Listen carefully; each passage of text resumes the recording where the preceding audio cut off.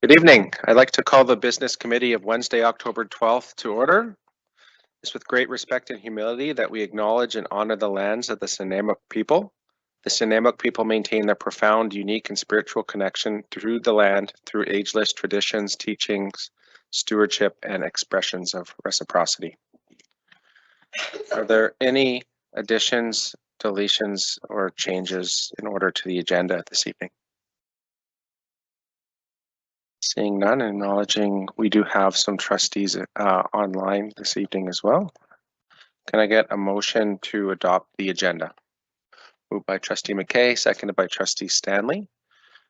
Anyone opposed to adopting the agenda? Seeing none, carries. Thank you. Moving on to item 6, approval of the minutes of the Business Committee meeting held on September 14th, 2022. Someone like to move the minutes? Trustee McKay.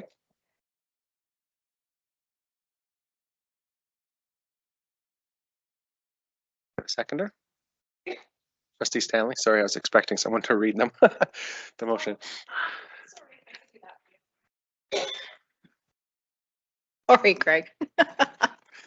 Just going to widen my agenda here. That the minutes of the Business Committee meeting held on September 14th, 2022 be approved. Thank you. Seconded by Trustee Stanley. Any changes, discussion? Seeing none, is there anyone opposed to the adoption of the minutes? Seeing none, the motion carries. Thank you. We have no presentations this evening, so we'll move on to item 8, senior staff reports. Mr. Walsh, under 8.1 for the enrollment update.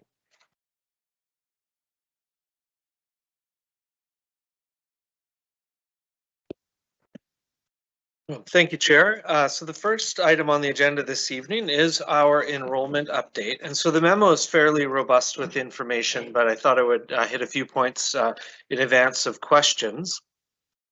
And so overall, what we're seeing is what we projected, which is growth, which is very good. But on page 9, you'll see a couple of concerning issues for the year. So you'll recall, I think in the last meeting, we talked a little bit about we've been really striving to try to budget for the amount of kids that are going to be, that we anticipate. So we typically budget in a relatively conservative way when it looks at enrollment. And so we've been trying to move slightly away from that, and we overshot a little bit this year. And the reason that we try to budget as close to the reality as possible is because it's more likely that we're going to have teachers in classes right at the get-go. So in springtime, we say, here's how many kids we anticipate. Staffing can flow, so there's not as much churn in September if we can avoid it. And so you'll see in elementary is actually relatively weak. So good news is it's still up. We still grew year to year, but we are down 64 kids from where we thought we would be. The good news again, though, is that it's kind of spread out. So it's not just K1-2. If it was K1-2, then we'd start to see a trend, and you could play that out for 7 years, and we could see what's going to happen in our secondaries. So it is kind of mixed. So now we're in the process right now of looking at what could be the driving that.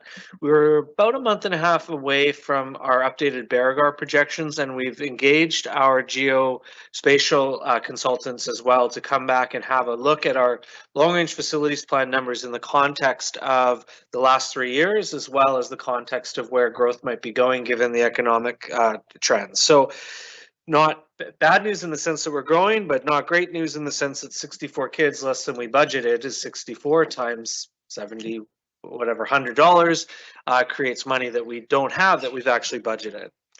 On the secondary note, from a headcount perspective, we are largely on target, and so that's good news. So again, growth mostly across the system. And then you'll see some big declines at our ICE program in the K-9 program. So we did think that would be a little bit more robust at this time. We were still shrinking it, but given COVID, how many kids were going to return or not, we did overshoot that just a little bit as well. And so that's important to note. Now, I did speak about to the board about a concerning issue that we noted on the 26th of September, 4 days before Christmas, which is the big day. For September 30 is the day that we do issue our enrollment numbers to the ministry that really drives our majority of our funding for the year. And so we noted that our secondaries were looking like the FTE was going to be quite low compared to the past. And so, of course, just as a reminder, one FTE means a student is taking 8 courses. So we have one school where the FTE is 103%. So you have, that says to us that there's kids taking 9 courses or maybe 10. And then schools that are a little bit lower. We got together, and again, I really want to highlight finance and Ms. Sutton for pointing out the big issue with a few days remaining, and working with learning services and our secondary principals. We've really got tight on our processes and did a good job bringing that up to largely where it was supposed to be. So the potential for decline in the secondaries from an FTE perspective is not as significant as it could be. And so if you look on page 10, we're looking at a relatively, well, sorry, I should say we're looking actually a little bit up from projection. So that's good news. And then ultimately what this ends up with is on page 12 is how it impacts our budget and how it impacts our funding. So as we get more kids, typically the staffing just flows with them. So, you know, if there's a class that we got 10 more kids in a school, for instance, so we need to create a new division. So yes, we've got now another $80,000 funding coming to us, but in reality, we likely put staff out that's largely equivalent to the money that we bring in. So if you see additions, it's not necessarily equivalent. So in our case, we're down because of elementary, and then we're up actually because of our special needs funding. And so, and every year, you know, SPED might be a little bit smaller and elementary might be a little bit higher, and it does balance out to a certain extent. So a lot of those funds, though, of course, are going to flow to support the kids with diverse needs. So overall, we're in, I would say, a relatively good position. I would like to have not seen the miss in elementary, and we need to really have our eyes on what the impact of that is. The last thing is we largely have been able to not have a major impact on our schools by, say, yanking staffing from a mixture of both the board's support of a contingency as well as the fact that just the way the cookie crumbles with our classroom enhancement fund ask put us in an okay position this year. So what happens is when we have, say, there's 23 new kids in a elementary school, we pay for that new teacher. But then because of classroom enhancement funds, say there's 21 kids and 2 of them are designated, and because of the designations create the need for an additional classroom, we'll actually get funding from that from the Ministry of Education, and we'll be submitting our CEF funding requests on Friday. So that should look quite positive for us. So all in all, of course, we need to wait until the recalc, because the one unknown that we have in all of this is how our slight decline is going to impact our other funding categories. So that's the equity of opportunity supplement, salary differential, they're all on page 12. But like I said, I would suggest that we're in pretty good stead at this point.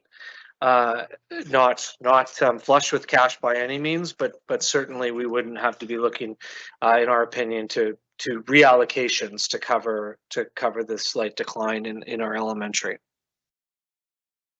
Thank you, Mr. Walsh. Are there any questions? Trustee Brzovic. Through the chair. So, Mr. Walsh, in terms of the elementary numbers not being what we expected, is there a way, will we be able to figure out if some of those kids exist and maybe they're in town, but they just didn't choose us? For example, they chose Christian school, or they chose NIDES or anything like that. Do we get those kind of numbers? Through you, Chair. So we can get a private school report. It won't tell us exactly what school they go to, but we can get that report. Yeah. We also likely have the ability to see if they've moved and where they've moved. I do not believe that we can see that they've gone specifically to NIDES, but Yeah. I do believe that we can see if kids are enrolled in other districts, and I'll have to bring that update. Yeah. So as we start to look at the causes of it, so homeschool is up, but it's not up significantly. Some of the questions we're asking ourselves are there kids just missing? And what's our role going to be in getting those kids connected to school? We have outreach, etc. Is it a housing market issue? Is it that we're still seeing kids growth in secondary? So does that mean mature families can still afford to come to Nanaimo, but new families perhaps can't? We don't know what that looks like yet. And so we'll be using every tool with our geospatial consultant to try to answer some of those questions to see if it's going to be systemic. Thank you. That was kind of what I was trying to get at. Thank you. And I'll go to, do you have your hand up? Okay, just a moment. I'll come right to you. So I guess just I noticed that we have a new DPAC member representative this evening, and just so that all of our stakeholder groups are aware that are in attendance that you do have the opportunity to communicate, ask questions. So typically what we do here is just type in a chat that you have a question, and then I can come around to you and provide you that chance. So welcome. Thank you.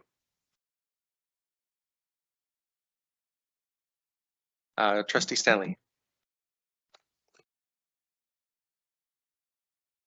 Hi, thank you, and welcome. Can I ask a question? So through the chair to Secretary Treasurer Walsh about the changes in complexity among our students, specifically the increase in level 2. I'm wondering, so I see 74 as an increase in students that are designated in level 2. I'm wondering if we have any information, if those are previous students with new diagnoses, or if there's an influx of students into the district. I'm just kind of curious of, what's happening to lead to that change. Through Chair, unfortunately, I don't have that information, but I mean, certainly, I think admittedly schools are seeing some big challenges right now. So I think the board's probably going to be having some reporting out on kind of what's happening, and we'll make sure to take that question away as well. Thanks.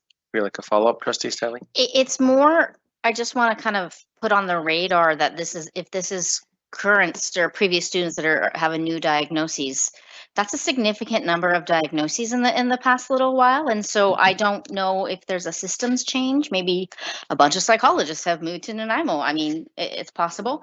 But just kind of curious, I can't answer the question right now, but I think it's worthwhile wondering about where that change in number is coming from, because it might be indicating something to come in the future as well.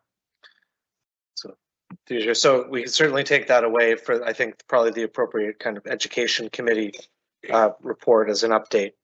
So maybe Laura and I can discuss that at a later time, but yes. Great. Any other questions on this item before we move on? Seeing none, okay, thank you. We'll move on to item 8.2, Revised Administrative Procedure 417, Community Involvement in Schools. Mr. Walsh. Thank you, Chair. So we have providing an updated AP 417, and it's actually quite robust following the district's prototype AP, and to give a purpose for what it's for, as well as some definitions and an objective. One of the things that we did note was a bit of a gap is that parents have very specific rights under the School Act. Our employees have very specific rights under a variety of legislation and collective agreements. Third parties, however, don't actually have any specific rights to access to schools. And so if we're ever as a district to take position that we're going to exclude an individual from our premises, we have the ability to do so, but we also understand that there needs to be a process that individuals can see on the basis of why we make that decision, as well as how they may challenge that decision, or at least have that decision revisited at a later time. And so that's the purpose of AP, the changes to AP 417 is for transparency in that purpose. And we thought that adding it to community involvement in schools would be a very appropriate place to put it. Thank you, Mr. Walsh. Are there any questions? Don't see any online. Thank you for your report, Mr. Walsh. Move on to item 8.3, vandalism updates. Back to you. Thank you, Mr. Chair. So on the meeting here, in addition to myself, and you'll see a lot of writers of the report, and I didn't write it, so I would just like to thank Mr. Sabo and Mr. Barkhouse is with us as well. And I think, I'm not sure if Mr. Kingsbury or we gave someone the night off. I'm not sure if everyone has met Phil yet, Phil Barkhouse, and so we just want to welcome Phil in his role as the maintenance manager. We're very happy to have you in that position. So thank you very much for coming. So the board tonight will see a lot of information, and just for the public and on our folks that don't have a paper document, we've also added a year's worth of information, kind of at, that if you'd want to review. So in the agenda is a smaller a batch of information, so we have put more out there if you want to review more. So in fact, the year-over-year trend is actually good. It's the kind of short-term trend that's been a little bit worse. But a couple of things to highlight, and I'll turn it over to Pete in a moment just to add perhaps some color. But one of the things that we're not yet seeing, because they're just so new, is the board agreed to put some funds to put some external video systems outside of schools that the RCMP have suggested are good targets for those schools, because they're seeing high incidents of vandalism, and you can see that in our report. And so they're largely in place, not yet at Barsby. I won't be active until December as far as we're aware. And so we're really going to be interested to see, when we come back to do this report at a later time, the impact of those cameras, as well as to see if it's worth our while to extend them, because of course there are capital and ongoing maintenance costs associated with those cameras. So not a lot of highlights. I think there was a couple of incidents that are fairly expensive, but otherwise it's not quite out of the norm. But perhaps I could ask Mr. Sabo if he'd like to add anything before turning it over to questions. Yes, thank you, Mr. Walsh. And just a couple of quick items. You'll note that so increases, vandalism was up last year from the year before, approximately 36%, as Secretary Treasurer Walsh indicated. The overall trend is still downward for vandalism. There were 5 schools that made up 47% of the total vandalism in the district, and 4 of those 5 schools have video systems recently installed. One of them, John Barsby, currently being installed. We expect it to be a December go live date for the exterior cameras. And we have a little bit of funding left in our exterior camera budget, and we feel that it's either going to be enough to do 1 large school or 2 small, and we're still going through that process to select the last schools. I think the major body of work for us this last year has been the exterior video systems, and as Mr. Walsh said, we're just getting them in and going now. We have had some successes, and we hope that next year in February, when we report back again on vandalism, we'll have a little bit more statistics that might support the efficacy of those systems. Thank you.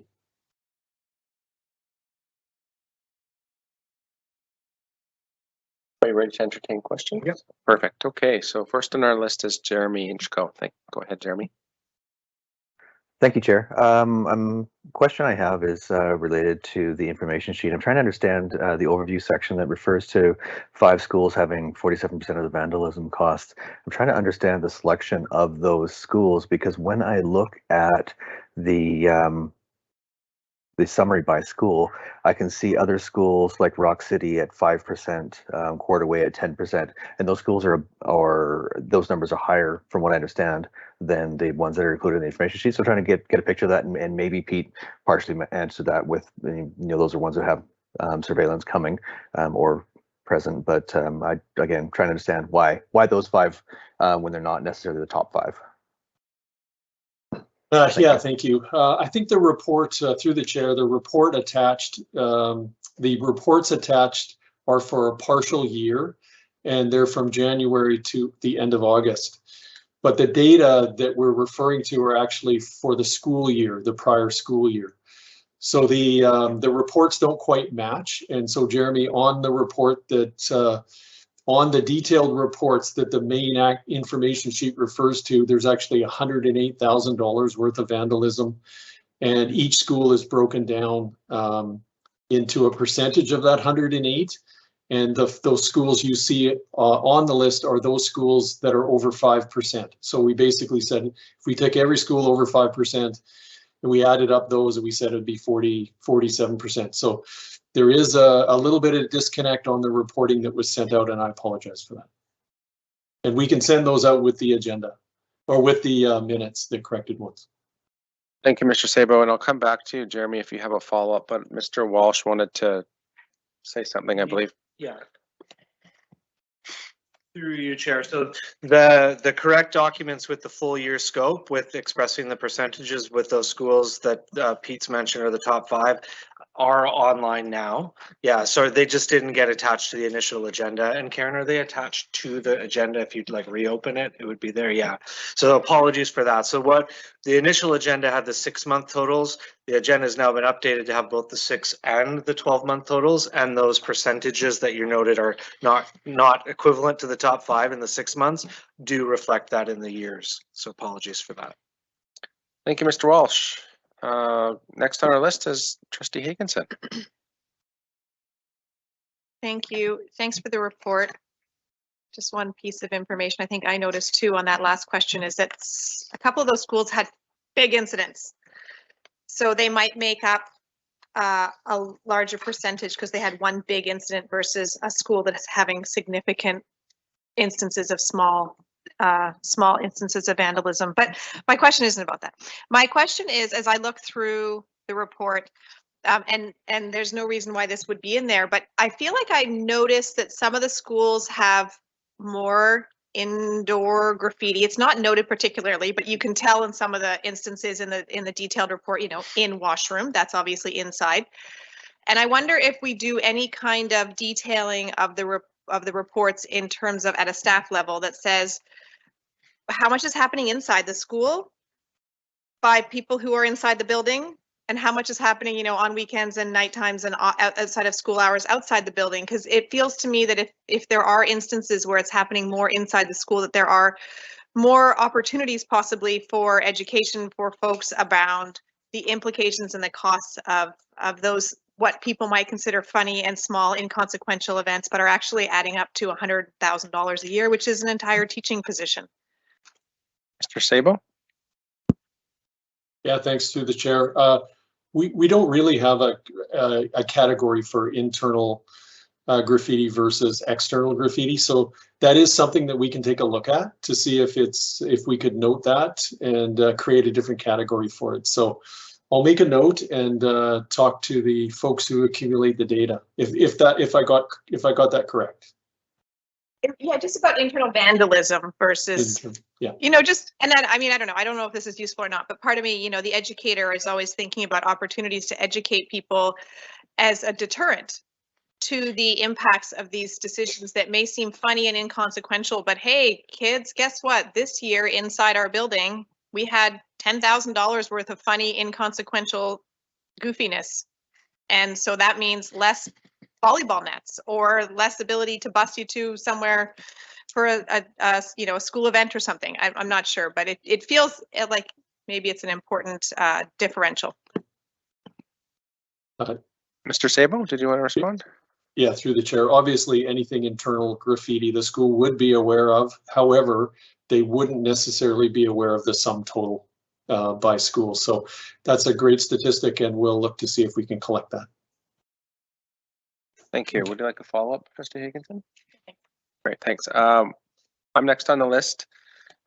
Quick question. I was hoping through to staff that someone might be able to talk a little bit about the area of success that Pauline Herrera has had, and whether or not there's opportunities to consider similar approaches on some of our other sites. I'm not sure who wants to take it. Pete? Thank you, Chair. Perhaps I'll get started. So Pauline Herrera was a special case working with the city of Nanaimo, and a number of years ago we put in place an 8-hour shift that we jointly share, and part of that had to do with the makeup of the rental of the school playground and field at Comox Park next to Pauline Herrera. And so we have found that that has been great at reducing some of the vandalism on the school because of the presence. There is a pretty good cost to it though, and I'm not sure that we've analyzed the cost differential. And I think I'll offer that for now, and I'll pause. Thank you. Thank you.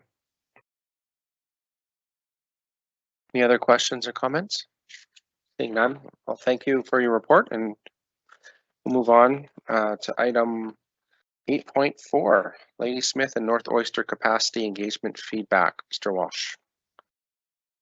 Thank you, Chair.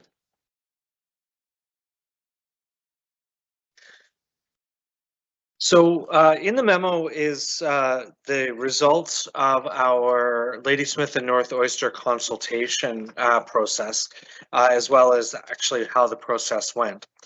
And so just want to remind everyone that right now we're in the process, we've been given support, which is the step away from approval for the seismic upgrade of Ladysmith Intermediate.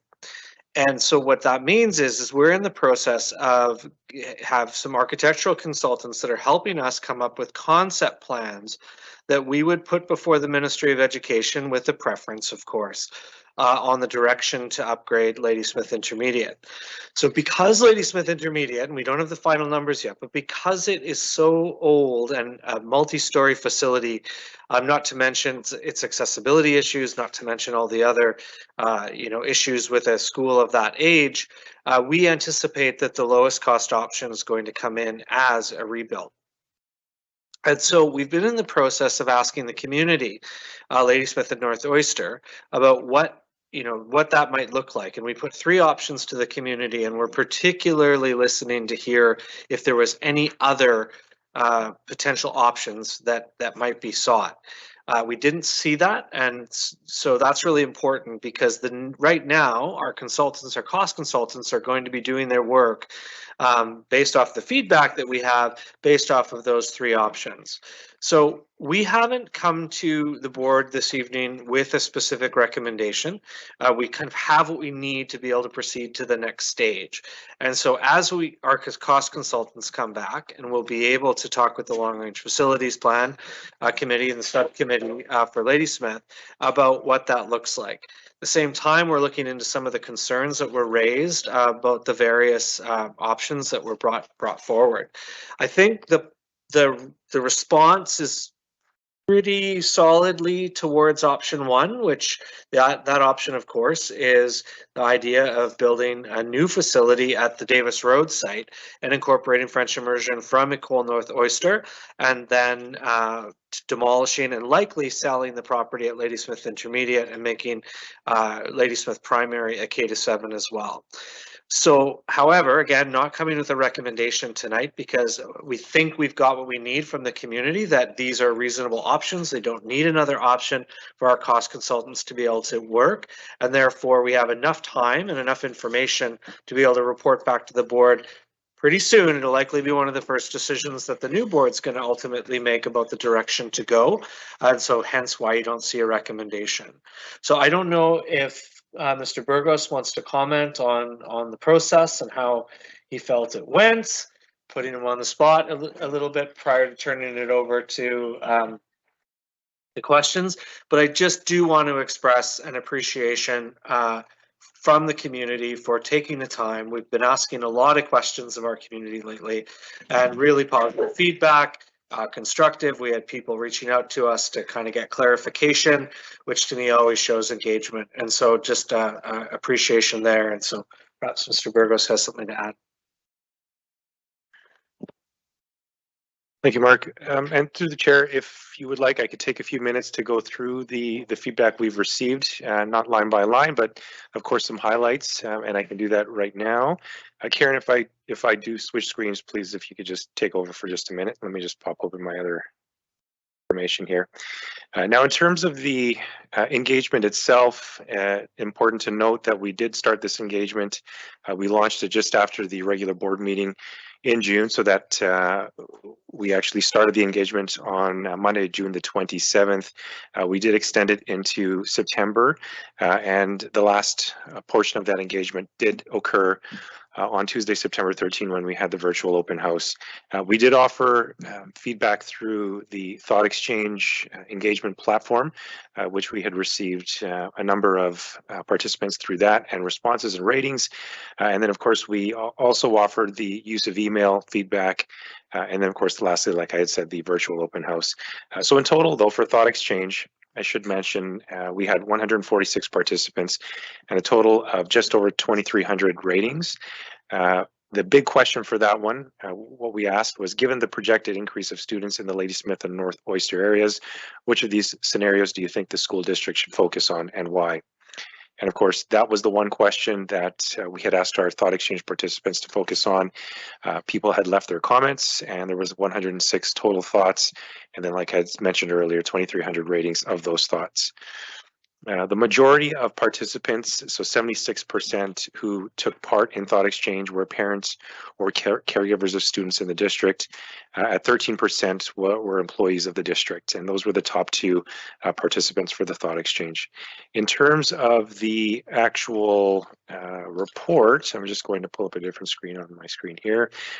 Perhaps I'll just give you the top three thoughts, just what was most rated in the Thought Exchange. The top thought at 4.2 stars is build or upgrade schools. Please stop putting portables in. The town is growing, and this needs to be addressed sooner than later because it's already out of hand. Second was Ladysmith Primary. The increase in portables is taking over the field. So again, we're seeing some commonality between the top two, mentioning the portables. And then a new school is needed to replace the intermediate school, and the primary need more classrooms and go to a higher age. And that was the top three that rounded itself out. In terms of the virtual open house, I'm just going to pop that open as well. We had 21 people, there it is, 21 non-district staff took part, which was a healthy number of people that took part in the virtual open house that we held on Microsoft Teams. Some of the top thoughts right there, or rather the discussions, busing, the Ladysmith Intermediate new build, a Cold North Oyster upgrade, French immersion, purchased land was also another topic, before and after school care, and timeliness were all discussed at that hour-long meeting. Other than that, I don't think I need to go too far in. There is more details, of course, in the information sheet if you do want to read a little bit more. Thank you, Chair. Thank you. Perfect. Okay. Thank you, Mark. Thank you for the report. We have a couple of questions here. First on our list is Trustee Higginson. Thank you. Okay, I just want to ask some clarifying questions for community who I know is watching this with bated breath and popcorn, which is mostly me joking, but I just want to make sure that I'm clear on next steps. So first off, one, no decision has been made other than the fact that out of the consultation, what was discovered is that the three options are good enough and there isn't a fourth or fifth option that's come up. Yes, indeed. This is giving our consultants the marching orders to actually make the concepts to start the pricing for us to get ready to approach the ministry. Well, board first for the final option, and then the ministry will want to see all three regardless of the one that we're recommending. So will those next steps in the mock-up then? The next steps is that there's going to be three possible scenarios sort of mocked up by consultants / architects to get costing. will those be going back to the community for more input, or is this the moment like the community's had all their input?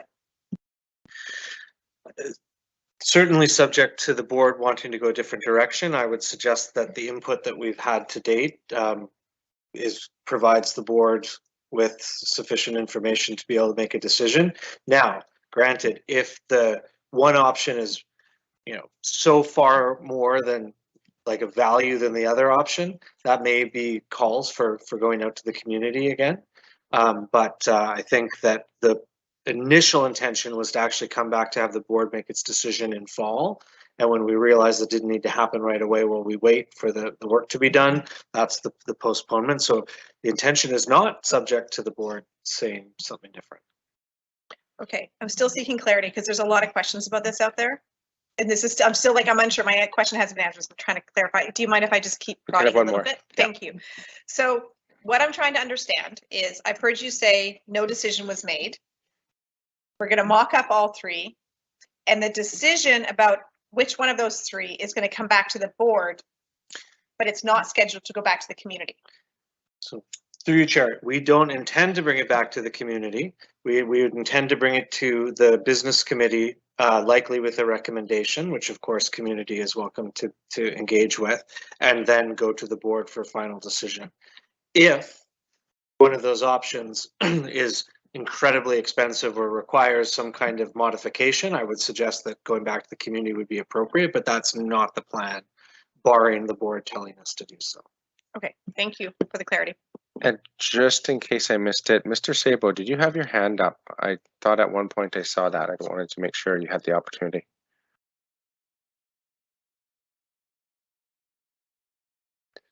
Yes, thank you. It was a point ago. It was just that the options that were presented and were commented on by the community, they were also presented to the ministry.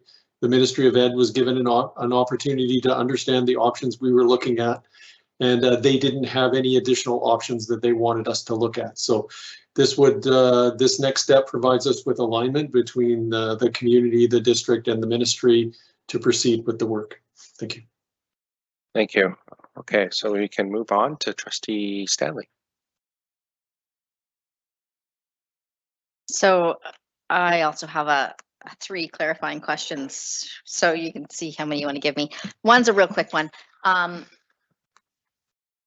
Before you put me back on the list, by the way, one's a quick one. I just want to get clarity on when the thought exchange closed. I wasn't sure if that was also extended until September, or if it closed earlier than that. Thank you, through the chair. We had initially the exchange was open until August the 31st. We did, however, extend it to September 13th, just for the open house itself. However, we did receive the bulk of the responses before August 31st. Thank you. I'd like a follow-up. Well, it's not really follow-up. It's related though. It's related to the thought exchange. Okay, go ahead. Can I just wanted to get some, I don't know if you have them, but clear and easy numbers with regards to the responses, because I did try to go through them and look at, the ones, the twos, the threes. My numbers, and I mean, I did a quick glance, but my numbers were approximately 42 for number one, approximately 12 for number two, and approximately 13 for number three. Admittedly, some were like, I like two different options, and I don't know how you code those.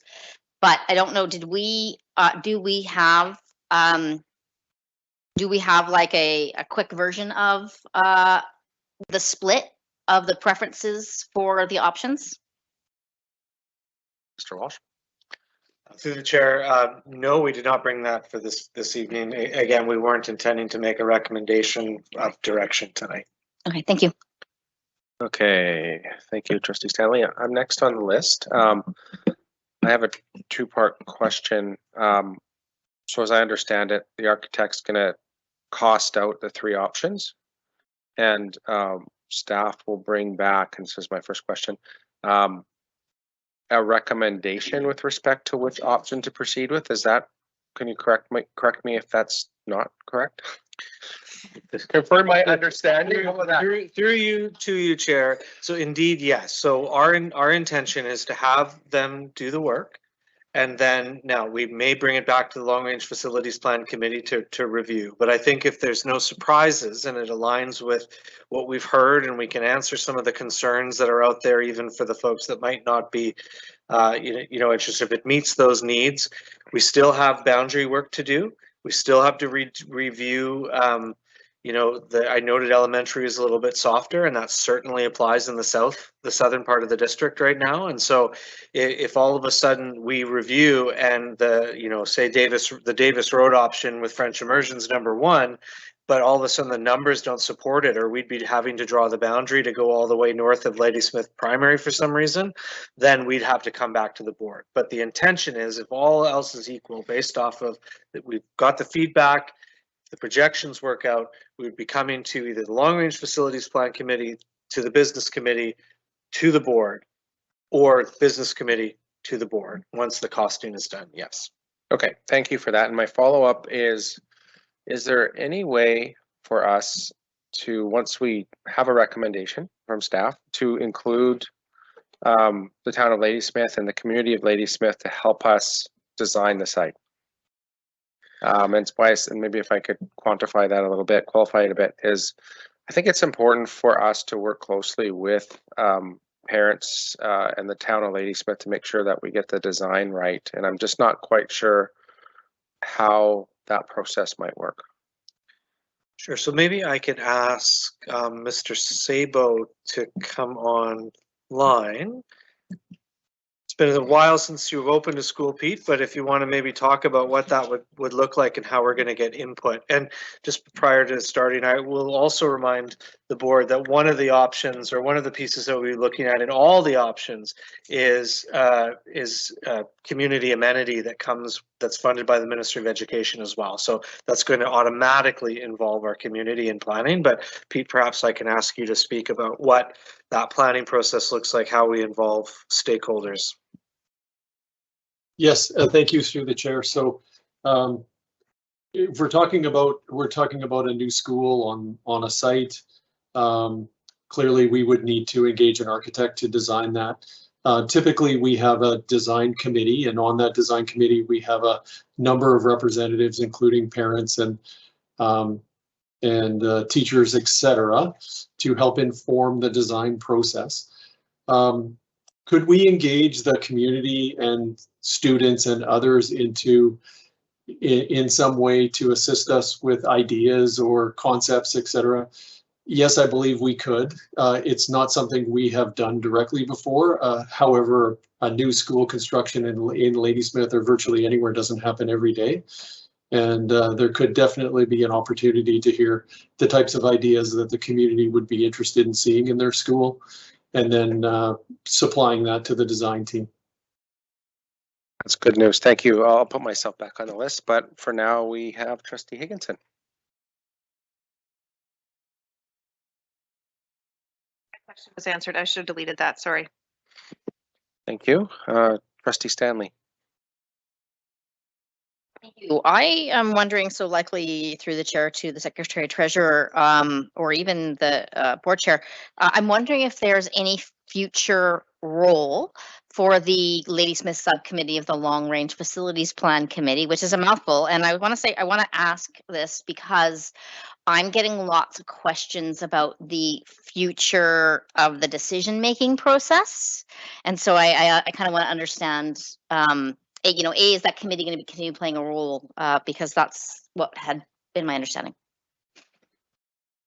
Not sure who wants to take that one, whether it's Mr. Walsh or our chair, somewhere in between, or both. Okay, well, I think the thought would be, of course, that we should come back as a group to kind of outline what we're talking about here so everyone understands. Given where we are, though, it's now going to be up to the board, I think, to make a decision. So I'm not sure whether the committee could stay in the structure to inform the planning of whatever the plan happens to be. But I think that that's probably for the next board to kind of determine the role that committee would play in the circumstances. But to be determined, in my opinion, but the chair may have it. Thank you. Oh, I should turn my camera on. many buttons. So what I would suggest is, we heard Mr. Walsh talk about potentially going back to the Long Range Facilities Committee.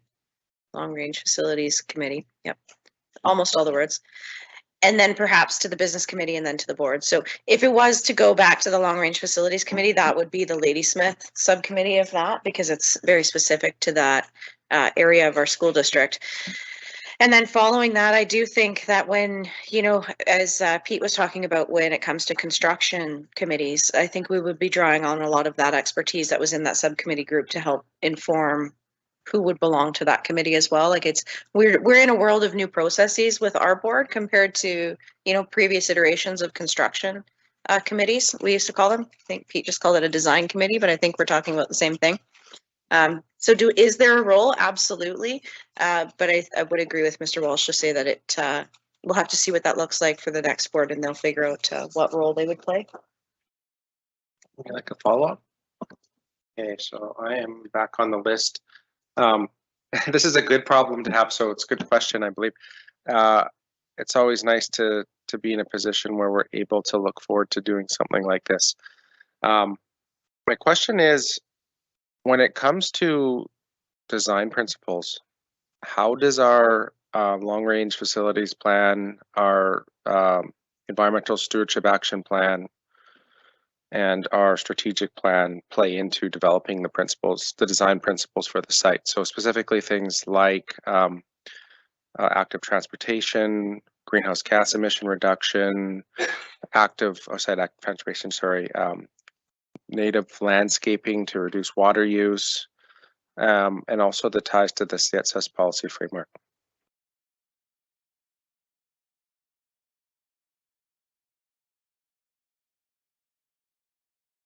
So, Chair, I think you also could add commitment to accessibility as well to that. And so, you know, Pete's probably in the best position to talk about how it's actually going to be incorporated. yeah, I think it's pretty straightforward.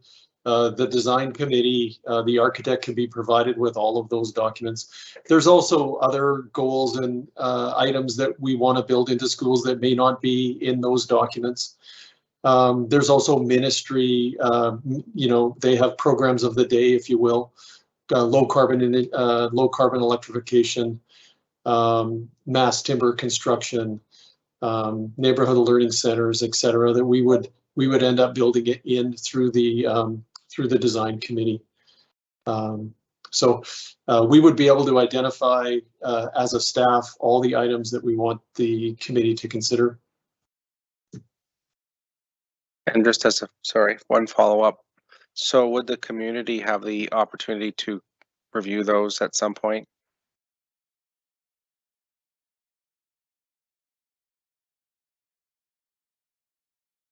Yeah, through the chair, that's a great question. It's not something that we've done before, but as the chair said, we are doing perhaps design a little bit different, and we could end up doing something formal if that was the desire. Maybe I'll pass that over to the Secretary Treasurer to comment on. Yeah, through your chair, I think the idea of having a design committee that's inclusive is an important first step, and then you see where you need to go from there. I mean, the question, I guess, would be, would we be putting multiple options to the community of what the design would look like? I don't think we'd be anticipating that. I think the design committee hopefully would be inclusive enough to be able to provide that feedback. But again, board is going to direct us to go the direction. But I think the commitment is to inclusiveness. I think we've tried to demonstrate through the boards, tried to demonstrate through this process, and staff has, I think, tried to demonstrate through this process the openness to community feedback. So I don't think we have a specific plan on what that looks like besides the design committee, but if there's a mechanism, I think we're open. Thank you. Trustee Higginson.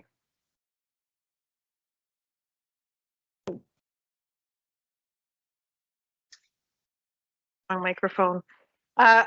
So it's comment, not a question. I just want to say I hope that we include members of the Staminas Nation in the design committee. And then my other comment is that I'm really excited about this. Ladysmith has been waiting for a really long time. I'm kind of sad I won't be around to see the fruition of this. But I'm very excited that, you know, to at least be part of the initial conversations, and I'm really excited for that community. And I do want to echo the comment that that Dale said earlier about the number of portables at the primary school. Now that we have the childcare there, it's kind of like hide and seek in the portables on the field now instead of playing, you know, soccer and baseball. So it's, you know, really much needed in the community is some upgrades to the infrastructure of the schools there. And I'm just really excited that we're having this conversation, and sad I won't be around to see the end of it. Thanks for all the hard work to everyone who participated thus far. Seeing no further questions, thank you, Mr. Walsh and Mr. Sabo and staff that were involved in this project. Moving on to item 8.5, Departure Bay Boundary Review Update. Mr. Walsh. Thank you, Mr. Chair. So I'm going to start by introducing the memo by saying I'm not going to let any of you say I told you so, because you told me so. So one of the questions that was raised as part of our North End review last year, one of the recommendations we made was to, rather than wait for when we understand when Rutherford would be reopening, to do all the boundaries, is like, let's tackle Departure Bay quickly because it's troublesome. And I think a question was asked, well, how do you do that? And then you go back and do Rutherford. And I'm sure we had a great response at the time.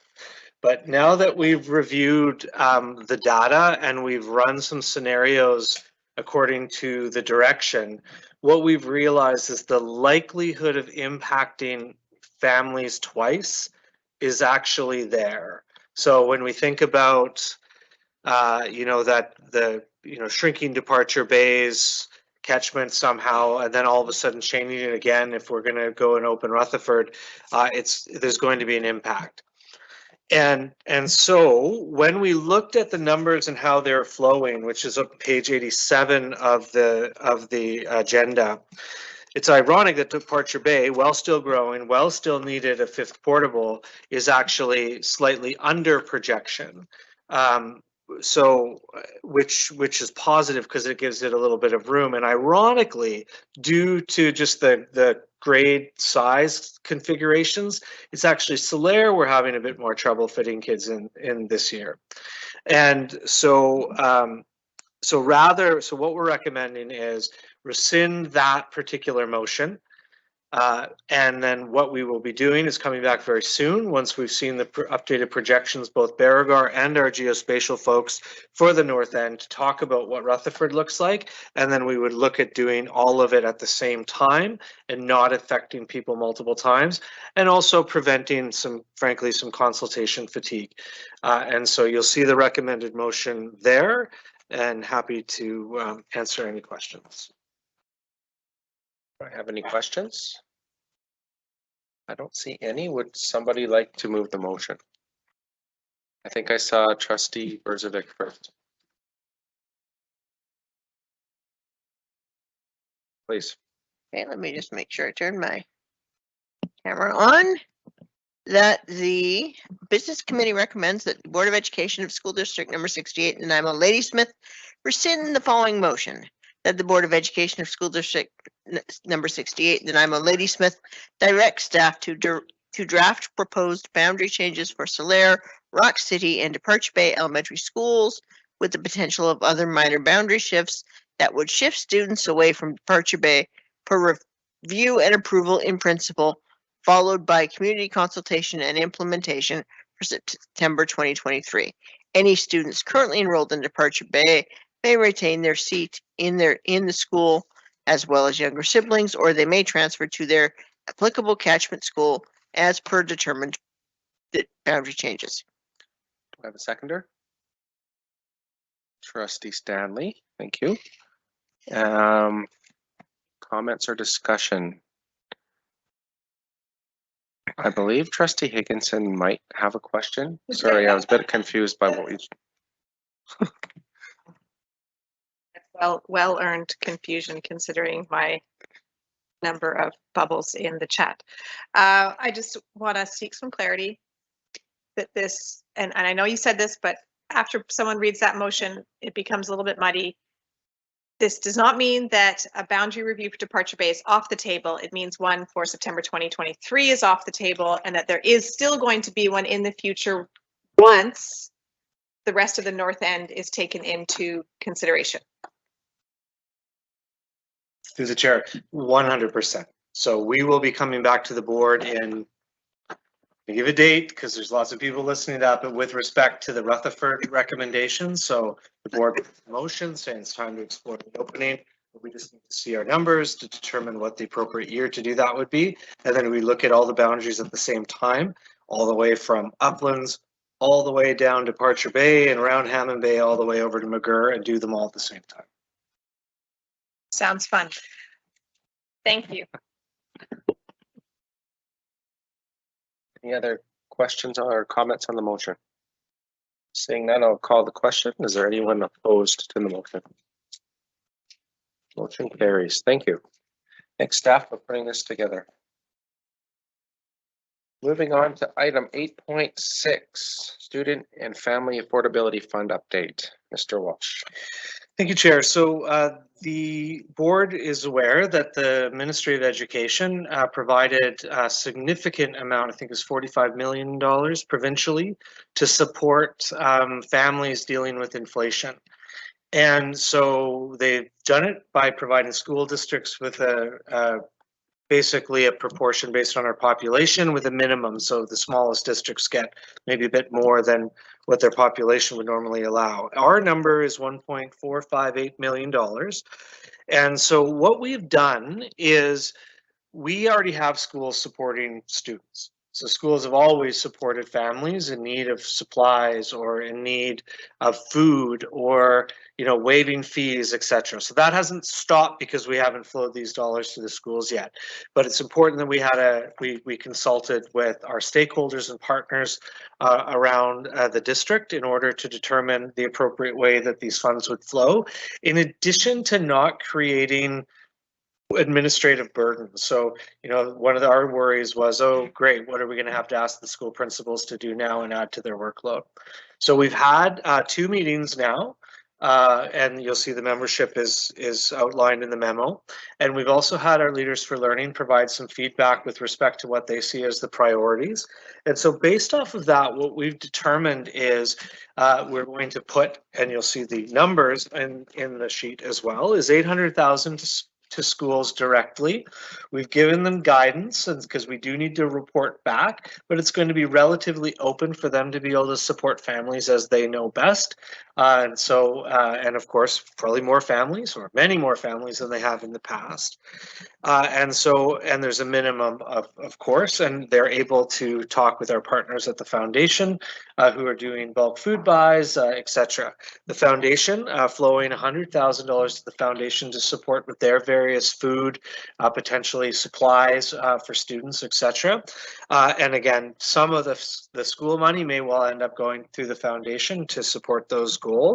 And then we've held back, you see, about $558,000, because really one of the things we want to be able to do is this money's got to be spent.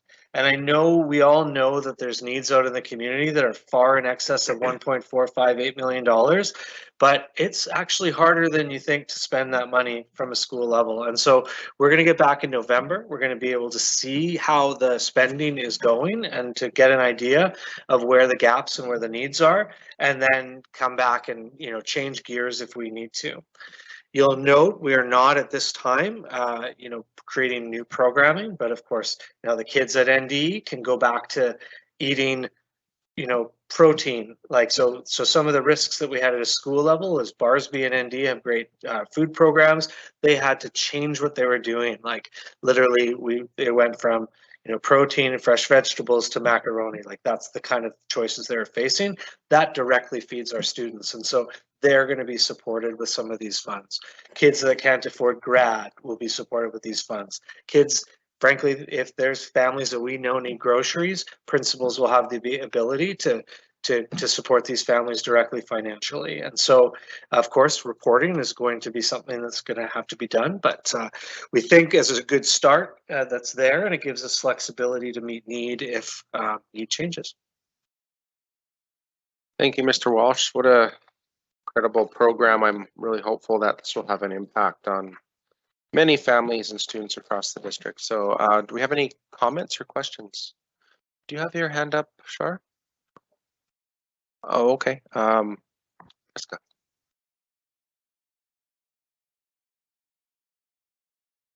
Thank you. This is great. I'm wondering, I don't know if this is a question slash comment. When I think about communities, I think about the EDI, the Early Development Inventory, and that measure of child vulnerability that we know kind of reflects where the vulnerability is in our schools, right? Or in our districts. And so what my concern is that oftentimes the most vulnerable are so stressed and are just trying to survive that they can't always reach out. Or sometimes we're just really competent at hiding where we're struggling. And so, and some people are uncomfortable reaching out. So I know our principals are really great at understanding student needs, but I do think we have another measure, which is the EDI. And so my question, I guess I got around to one is I'm hoping, or can we, or are we going to use that measure of child vulnerability across our school district as a potential way to kind of earmark or allocate funds? Sure. So through you, Chair. So the committee did talk about the need for equity. So one of the ways that we dealt with that is, I think not all, but in many cases, our smaller schools actually mirror the EDI in some places. So they've already benefited from a little bit more money than their allocation would have been. But I think Learning Services is one of the reasons to hold some of those funds back is for that exact purpose. So we didn't want to let the perfect be the enemy of the good in the sense of getting these cash flowing to schools right now. So we have plenty in reserve to be able to support exactly that. So if all of a sudden Bayview comes back and they're out of money, we're going to be able to support more allocations. And I don't want to put Deputy Superintendent on the spot or anything like that, but I know that she's working with her teams to ensure that they're going to be proactively helping principals figure out how to be able to spend those monies. And I think Leaders for Learning is going to also be a very good conduit in the event that we find ourselves failing because of that. Like the inherent problem with these funds is it is going to be the principals having to find the people that they know or families having to reach out. So there's not just an automatic mechanism, but we are able to support equity with what we have left over. Would you like a follow-up, Trustee Stanley? My only follow-up is thank you for using the word equity, and thank you for having the lens of equity. I am really glad to hear. I didn't use the word, and it's important, and so I'm glad our staff are thinking about that and viewing it from that very important lens. Thank you. Great, thank you. Trustee McKay, you're next. Thank you. I just wanted to share with trustees and staff that I had a conversation with the chair of the Nanaimo Lady Smith Schools Foundation over Thanksgiving weekend, actually, just to check in about these funds. And I guess I just don't want to, I want everyone sitting here to understand the impact of these dollars for the foundation. You know, as they're raising funds, sometimes the executive director is out doing photo ops to collect a check that's worth $250, and that's a significant donation. So for the school district to be able to pass on these funds from the Ministry of Education and Childcare into the hands of our foundation, who's been working with our community for such a long time, these dollars are going to go a really long way and have a really significant impact. And I just wanted to share that that was a conversation that I had this weekend, just around the gratitude of that partnership that we have.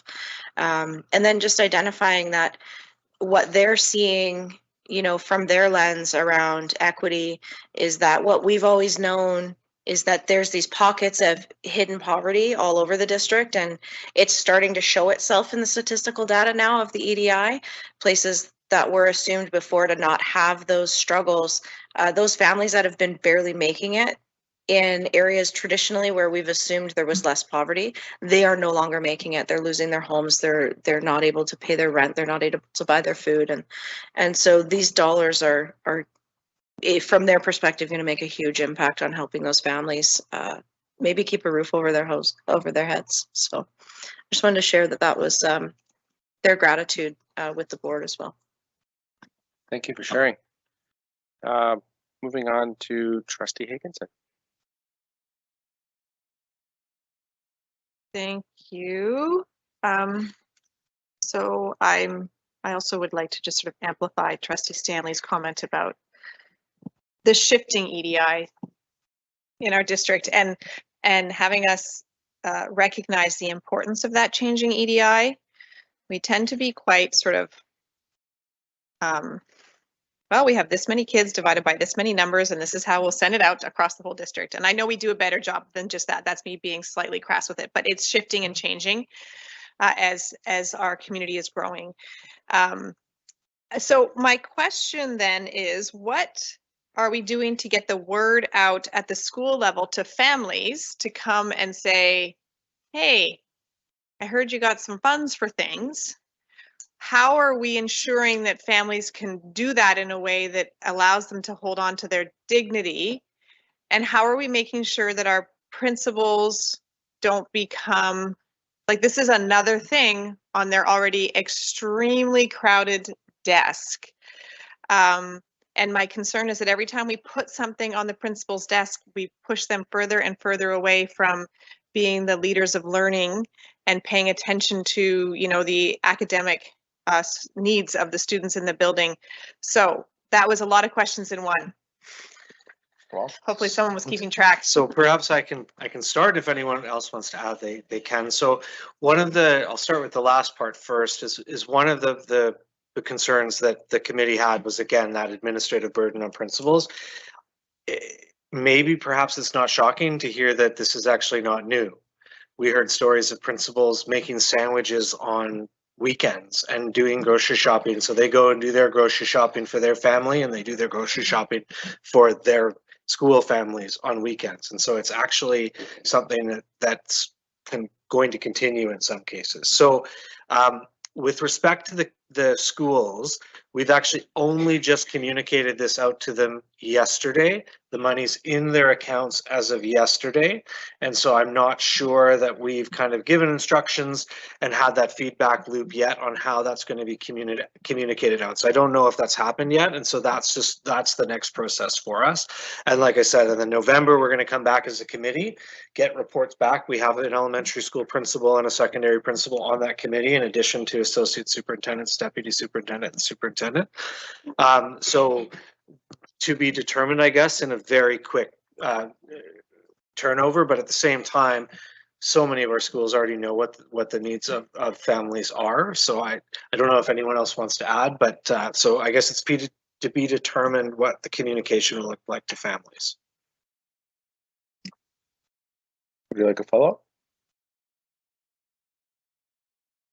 I'm going to sneak in another question as my follow-up. Okay, I'll let it go. There's no one else on the list anyway. So it notes in the report that this money is required to be spent this year. So there's a significant amount of money sitting in reserve of this, $500,000.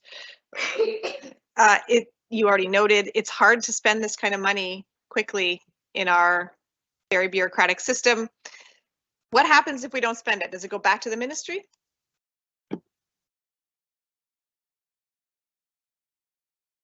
Well, I think the suggestion that it will go back to the ministry if it's not spent. I think if there's a small remainder amounts, we'd be able to use it for similar purposes. We're not going to be there, and if we are, we're going to come back to the board to report our status. So no, like I said, November, we're already going to get a good sense of where we're at. In fact, we'll probably have a good sense of the demand at the school level. And then I think what we'll see is it's either the schools are really going to use it and we are going to give them more, or the foundation's going to be able to come up with a great plan to be able to support it. So we have a couple of different levers to be able to use. The reason so much of the funds are focused at the schools is because our thinking was we have just a little bit more of ground level knowledge of who the needy kid, like the needy families are. And so it's going to be quicker to get to them. And that was the thinking. So we're going to be optimistic that we're going to spend the money, but it's going to go back, so there's going to be some pressure come January if it looks like there's big balances. There is no doubt. Hey, I don't see anybody else wanting to speak, so you're back on the list. Okay, I will try to make this my last question on this. And I know we're figuring this out, right? Like we just got given this money. It's a really good thing. So now we're figuring out the best way to do it. So my numerous questions on this are by no intention thinking that you folks haven't thought of all this stuff. So what happens if we have one school that's like, spending all their money rapidly and they keep coming back for more? That's actually a really good problem to have because that's the intention of it. But then we have another school that's just like, maybe they spend a little bit, maybe they're not spending so much. Do we have the ability to kind of go in there and reallocate at some point? I think we always have the ability to do that with school funds, but I guess it's like you just said, sort of like the January sort of, hey, what's going on? Do you need this? Because if not, we can spend it somewhere else type thing. So through your chair, so yes, we could reallocate, but what I will say is, and I think we've been seeing it in our September surplus, is the job that Laura and Dawn have been doing in the past few years, checking on the status of school budgets to make sure they're spending this year's dollars on this year's kids, is going to be the exact same thing that Jackie and Dawn are going to do this year with those dollars. So we're going to get full access. So I think perhaps Laura has a different response, but I think the prodding to schools about, I mean, this is such a great opportunity for our needy families that we will keep an eye on schools that don't have dwindling balances.